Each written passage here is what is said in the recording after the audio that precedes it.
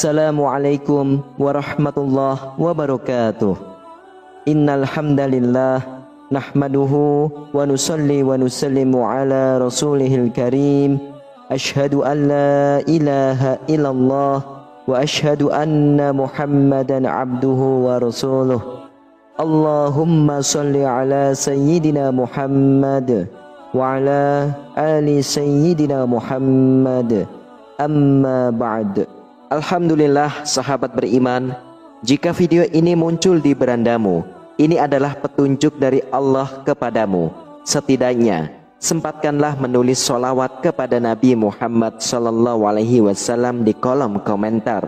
Insya Allah bisa menjadi bukti kecintaan kita untuk mendapatkan syafaat kelak di akhirat. Amin, Allahumma amin. Sahabat beriman yang dirahmati oleh Allah Subhanahu wa Ta'ala, kehadiran malaikat di rumah tentu membawa rahmat dan berkah dari Allah Subhanahu wa Ta'ala.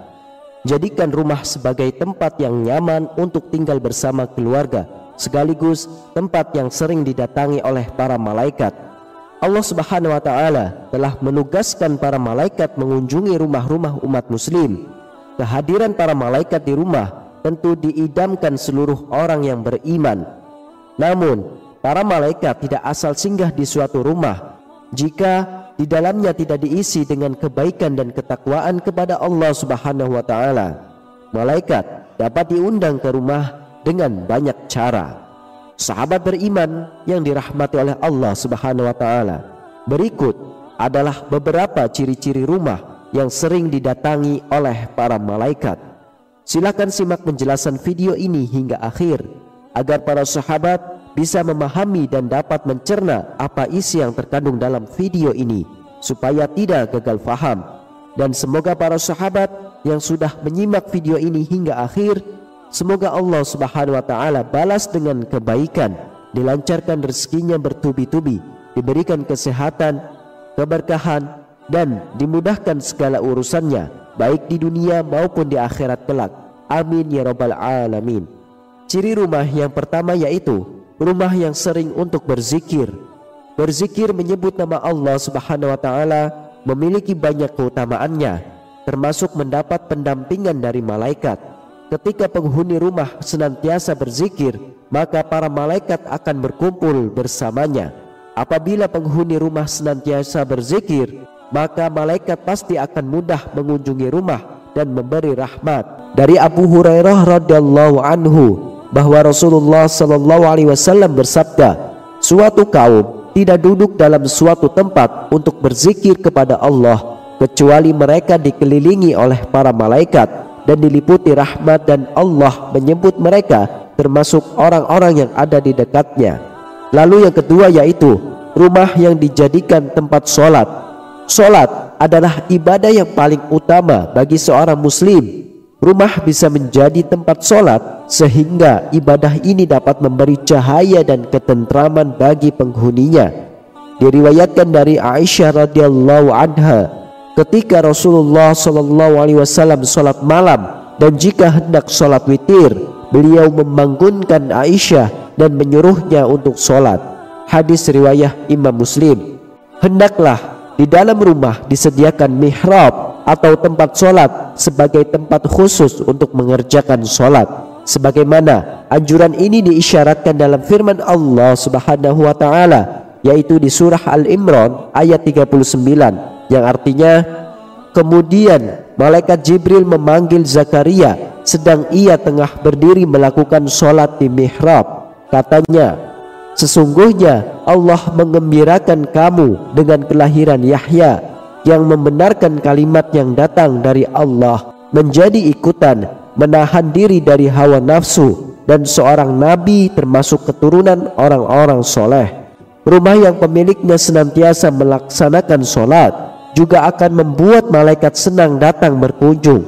Dari Abu Hurairah radhiyallahu anhu, Rasulullah SAW bersabda, di tengah-tengah kalian ada malaikat yang silih berganti bertugas mengiringi kalian di waktu malam dan di waktu siang hari. Mereka bertemu ketika waktu sholat asar dan waktu sholat subuh. Malaikat yang mengawasi kalian naik ke langit. Lantas Allah bertanya kepada mereka, bagaimana kalian meninggalkan hamba-hambaku? Para malaikat menjawab, kami tinggalkan mereka sedang mereka tengah mendirikan sholat, dan kami datangi mereka sedang mereka mendirikan sholat. Lalu yang ketiga yaitu rumah yang digunakan untuk membaca Al-Quran. Rumah yang sering digunakan untuk membaca ayat-ayat suci Al-Quran akan dihadiri oleh para malaikat dan ditinggalkan oleh syaitan-syaitan. Berdasarkan hadis riwayah Ibnu Siri, Rasulullah SAW bersabda, sesungguhnya rumah yang di dalamnya dibacakan Al-Quran, maka lapanglah penghuninya, banyak kebaikan, malaikat menghadirinya dan syaitan-syaitan meninggalkannya. Sebaliknya, rumah yang tidak dibacakan ayat suci Al-Quran, maka sempitlah penghuninya, sedikit kebaikannya, malaikat meninggalkannya dan syaitan-syaitan mendekatinya. Rasulullah telah mengajarkan kepada kita cara menjaga diri dan rumah dari syaitan. Salah satu contohnya, ketika seseorang muslim masuk rumahnya sambil mengucap bismillah, setan akan berkata kepada teman-temannya, mari kita pergi, tidak ada tempat bermalam untuk kita di rumah ini. Begitu pula ketika sebelum makan kita mengucapkan bismillah, setan akan berkata kepada teman-temannya, mari kita pergi, tidak ada tempat bermalam dan makan malam buat kita di rumah ini. Lalu yang keempat yaitu rumah yang sering dibacakan sholawat. Sesungguhnya di antara para malaikat Allah Subhanahu wa Ta'ala ada malaikat yang ditugaskan untuk berkeliling mencari orang-orang yang membaca sholawat Nabi Muhammad SAW. Rasulullah SAW bersabda, sesungguhnya di bumi ada malaikat yang berkeliling dengan tujuan menyampaikan sholawat umatku kepadaku. Hadis riwayah Imam Nasai. Apa yang dilakukan para malaikat tersebut ketika mereka mendapatkan orang yang membaca sholawat? Mereka akan menyampaikan sholawat itu kepada Rasulullah SAW dan lalu mengembalikannya kepada yang membacanya dengan membawa rahmat, keselamatan dan keberkahan yang berkali-kali lipat untuknya. Rasulullah SAW bersabda, barang siapa yang membaca salawat kepadaku 1 kali, maka Allah memberinya rahmat 10 kali lipat. Hadis riwayah Imam Tirmizi. Di dalam hadis yang lain, Rasulullah SAW bersabda, kalau orang bersolawat kepadaku, maka malaikat juga akan mendoakan keselamatan yang sama baginya. Untuk itu hendaknya dilakukan meski sedikit atau banyak. Hadis riwayah Imam Ibnu Majah dan Imam Tabarani.